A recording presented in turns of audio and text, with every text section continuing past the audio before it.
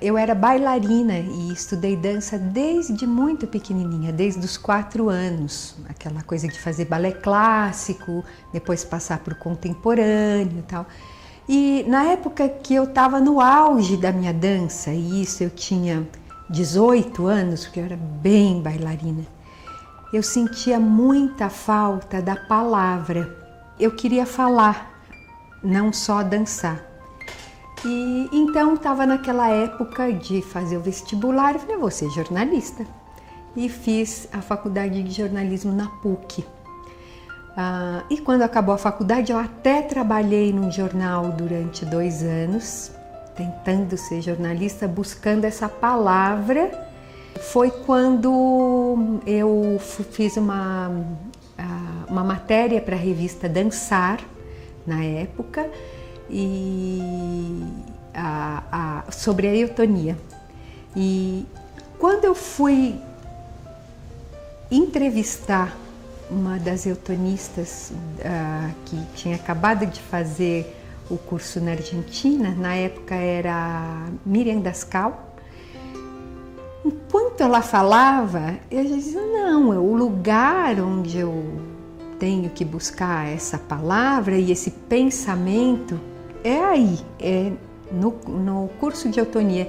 E a Berta estava vindo para São Paulo para dar um curso. E foi aí que eu comecei. Eu era muito jovem e no início eu não compreendia muito bem, mas intuía. Eu acho que eu tinha uma dificuldade mesmo com essa transição entre a bailarina e o corpo da pessoa que dança. O processo de formação de eutonia, ele me trouxe para a minha pessoa, né? E eu era uma pessoa corpo que dança. No processo da eutonia, eu passei a construir o corpo da Luciana. E nesse corpo da Luciana, o processo de individuação mesmo que acontece, eu acho que as dificuldades que eu encontrei lá foram dificuldades comigo mesmo. Eu tinha uma escoliose muito grande, né, que aliás foi uma dos grandes benefícios que eu tive com a eutonia. Ao longo de muitos anos, a minha escoliose parou de se desenvolver. Eu, quando me deitava, a minha imagem inconsciente do meu corpo, né, a imagem que eu sinto, não aquela que eu via no espelho, e eu buscava no espelho tanto aquele alinhamento que era tão perfeito naquelas posições maravilhosas da dança, aquele alinhamento de um dedinho junto com a cabeça, junto com o ombro. Eu me deitava no chão, fechava os olhos, me despia de tudo isso, eu era um ser. Eu me sentia completamente torta, amassada, toda dolorida. E é muito dolorido quando a gente volta pra gente e percebe que apesar de estar brilhando para fora, por dentro você está toda amassada. Uma das minhas dificuldades na eutonia foi, eu dava aula de dança mostrando as minhas pernas maravilhosas que vinham parar aqui, as minhas 3 piruetas com a cabeça, os meus saltos maravilhosos, e era assim, e as pessoas eles eram meus alunos para tentar fazer aquilo que eu conseguia.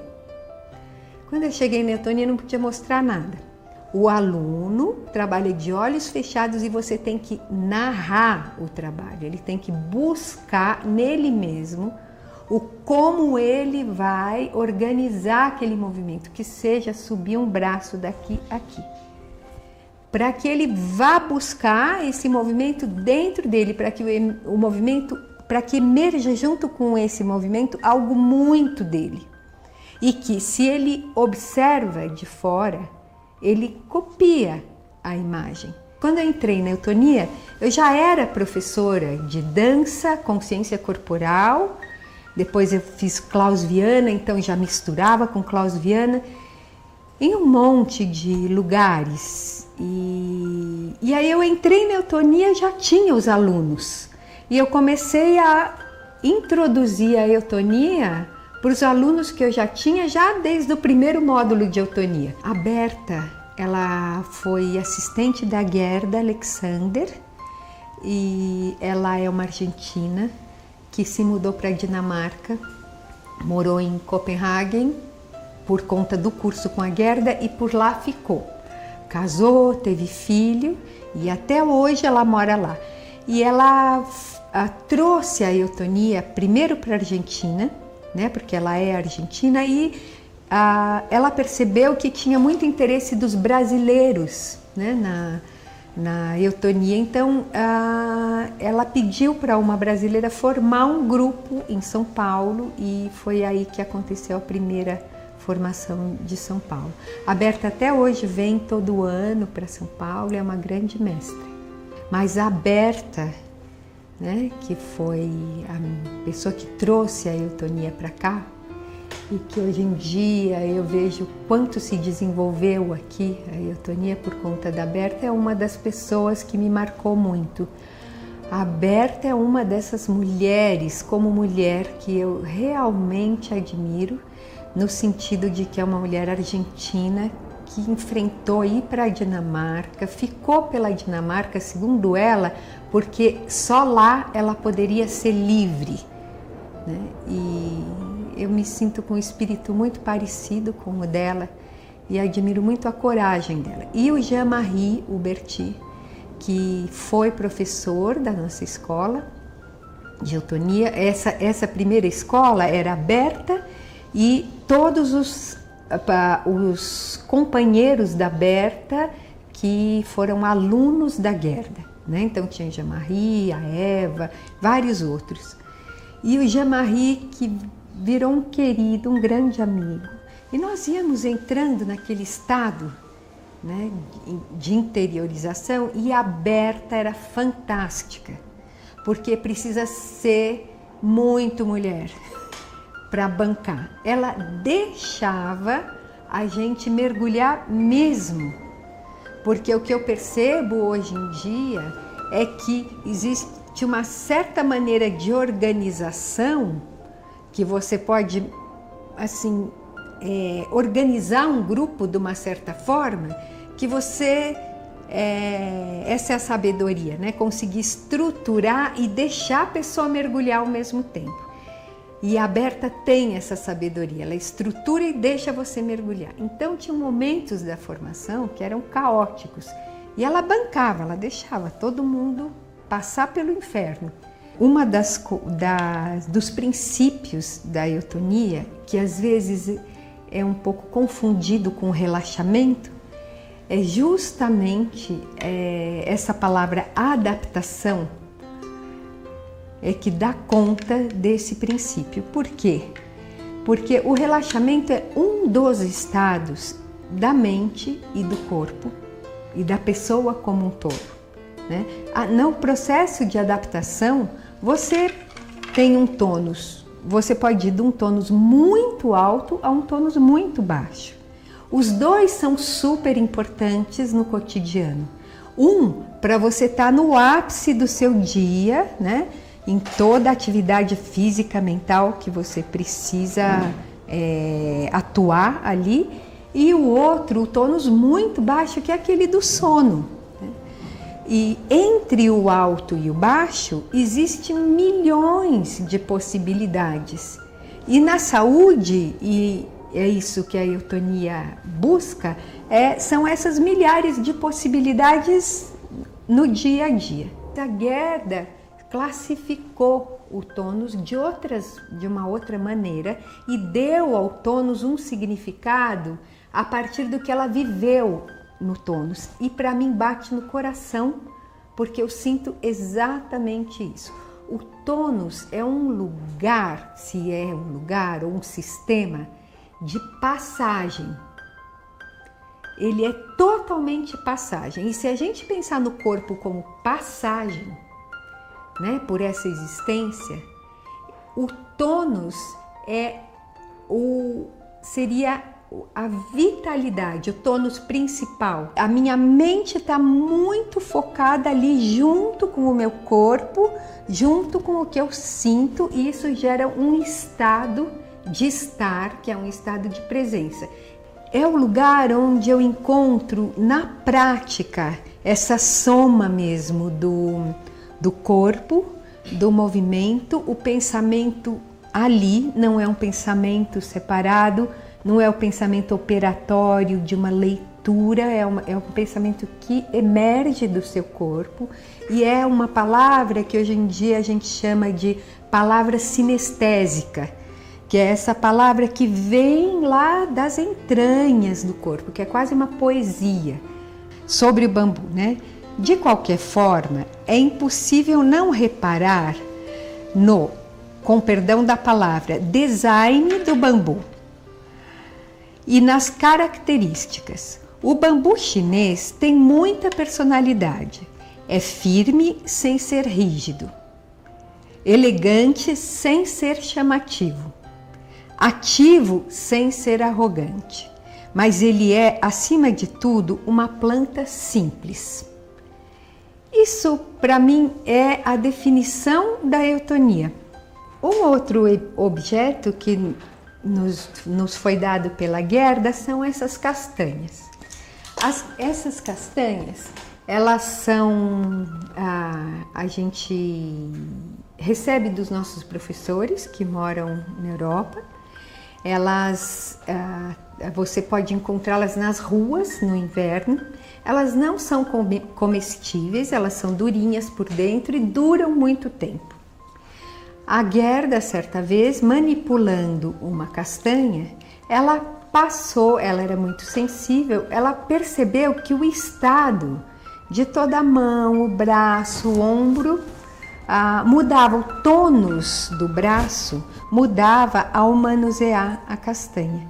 Ela mandou analisar a castanha e realmente ela recebeu, né, um resultado que dizia que a castanha ela equilibra íons positivos e negativos. É uma coisa meio parecida como tomar um banho de mar ou um banho de cachoeira.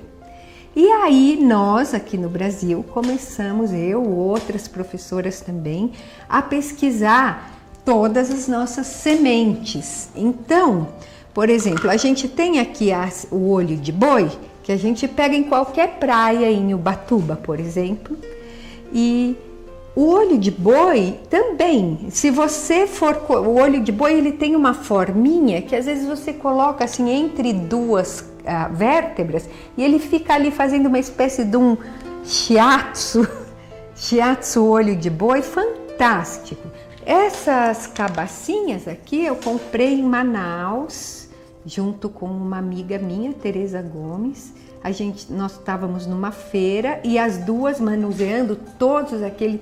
Ali naquela feira era assim uma Disneylândia para uma eutonista, porque são milhares de sementes, milhares de coisinhas, e nós manuseando, né? Então, e conversando, nós chegamos à conclusão de que a cabaça era um material muito legal para preparar a mão para o toque. Na verdade, ele é um material da tensigridade, que é um termo da arquitetura, mas aqui a gente pode, se a gente imagina que essas madeirinhas são os ossos e que os elásticos são músculos, né? É muito parecido com aquilo que a gente encontra no corpo. E principalmente que qualquer mudança, olha, num pedacinho ele vai mudar a forma de todo o objeto, né? E assim é o nosso corpo, e a gente trabalha muito na eutonia com isso. Ser formador de um educador somático, né? Não é um ensino onde você traz uma série de conteúdos dos quais você domina, né? Uma série de leituras e conteúdos dos quais você domina, ou até uma prática corporal, que você tem os exercícios ou as sequências e você vai ensinar para aquela pessoa. Sim, tem essa parte. Só que o grande aprendizado da formação é a pessoa poder experienciar no próprio corpo, através do próprio corpo, a existência de todos os aspectos humanos acontecendo todos ao mesmo tempo. É uma tarefa de uma extrema sensibilidade, que você tem que lidar também com uma baita de uma abertura para aceitar a pessoa que vem. Poder ter o professor, ele é um orientador do como a pessoa vai encontrar a consciência da própria individualidade, se adaptando, se movendo e se integrando e se desintegrando o tempo inteiro. A vida andando, o planeta andando, a galáxia andando e você para dentro também com uma galáxia andando, cheia de gente à sua volta, se movimentando e você tentando a cada momento ter um pingo de consciência disso, né? Que uma coisa é você trabalhar você, a outra é você trabalhar você e depois se oferecer para orientar outras pessoas a entrarem nesse tipo de maneira de ver a vida. Essa é a grande luta, as tais das consígnias, quer dizer, as frases e a construção da indicação do que o aluno vai buscar, porque tem algo de muita precisão e ao mesmo tempo algo de muita sensibilidade. É uma palavra que junta, tem a palavra do professor que orienta e depois como é que você ensina ou estimula o aluno a construir uma palavra que a gente chama de palavra sinestésica, que é aquela que vem logo depois de uma experiência, de uma vivência, que é uma palavra que não tem conteúdos, não é você descrever um autor, um livro, mas é a palavra que vem do corpo. Então, como mostrar para o aluno qual é o caminho de buscar essa palavra que descreve as sensações do corpo? Quando a gente fala de predomínio de padrão de beleza, eu acho que existe um mercado por trás disso, e é o mercado da imagem, né? Que é a imagem que está sendo vendida para um certo número, para uma comunidade.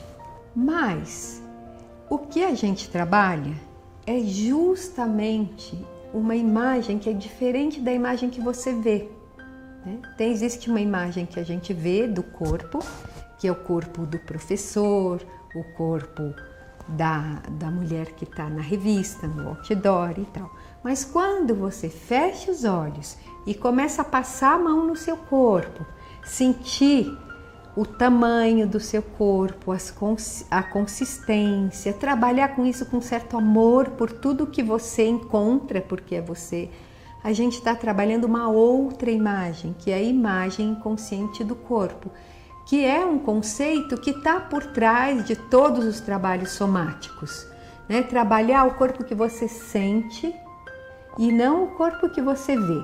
E sim, tem um momento que essas duas imagens têm que se combinar. A gente sabe que se é o auge da descombinação dessas imagens são os distúrbios de imagem tão comuns hoje, a anorexia, todas bulimia, essas doenças da imagem. É uma maneira porque é uma maneira de sentir um conforto na estética, né? Então a estética é estar confortável. Política e espiritualidade estão totalmente conectados nesse trabalho. Por trás do músculo reativo, que tem por trás o tônus, a gente tem os ossos. Os ossos, na minha experiência, é um lugar de descanso, não são eles que se movem. Eles são feitos de cristais de cálcio, né, que são pontinhos de luz. E eu acho que é esse lugar, o do osso, é onde está essa minha espiritualidade. É esse lugar que eu tô no osso e eu tô meio deslocada de tudo, observando tudo. Os músculos estão todos quase prontos para fazer alguma coisa, mas eles ainda não estão fazendo, porque eles estão descansando no osso. E essa sensação é uma sensação de conexão com tudo.